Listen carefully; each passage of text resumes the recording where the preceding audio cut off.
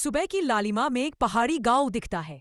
कच्चा घर, टूटी खिड़कियां, चूल्हे की धुआं उठती पतली रेखा। घर के अंदर सुनीता, एक सीधी सादी पर मेहनती बहू, चूल्हा जलाने की कोशिश कर रही है। तभी पीछे से कड़क आवाज आती है।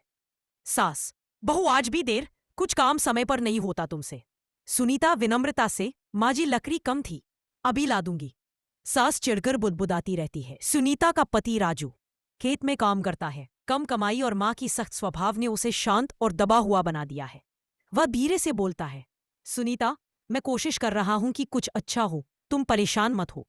सुनीता मुस्कुराती, हम दोनों साथ हैं, वही काफी है। पर घर की हालत खराब, रात को अक्सर चूल्हा सिर्फ दाल पर ही चल पाता है। अगली सुबह सुनीता रस्सी और टोकरी लेकर जंगल की तरफ निकलती है।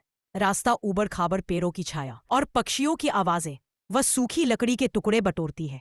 कभी कांटे लगते हैं, कभी बारिश की बूंदें गिरने लगती हैं, कभी मुश्किल जगहों से गुजरना पर।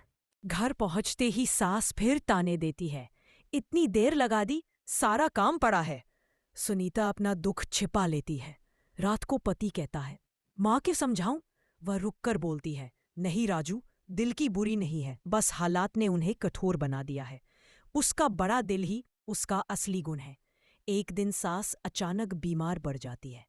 सुनीता सारा काम छोड़कर उनकी सेवा करने लगती है। दवाई, गर्म चाय, खाना, पैर दबाना।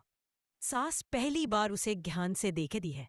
शायद इतने दिनों में पहली बार उनके दिल में नरमी उतरने लगती है। राजू भी देखता है, सुनीता, तुम सच में इस घर की जान हो। कुछ दिनों बाद सुनीता लकड़ी बेचने बाजार जाती रहे। एक नया व्यापारी उसे रोकता है। व्यापारी, बहू तुम रोज इतनी मेहनत करती हो, अगर चाहो तो मैं रोज तय रेट पर सारी लकड़ी खरीद लूंगा, तुम्हें परेशान नहीं होना पड़ेगा। अब उसकी कमाई दोगुनी हो गई। दीवारों पर रंग, रसोई में नए बर्तन और सास की दवाई भी समय पर मिलने लगी। एक शाम बहू खाना परोसती है। सास अचानक उसका हाथ पकड़ लेती है। बहू, मैं गलत थी, तूने हमें संभाल लिया, मेरी सोच कठोर थी, पर तू हमेशा नरम रही, आज मुझे तुम पर गर्व है। सुनीता की आंखों से आंसू निकल आते हैं। वह सास के पैर छूकर कहती, घर तो मिलकर ही बनता है माँ जी। राजू भी खुश होकर अपनी पत्नी की ओर देखता है।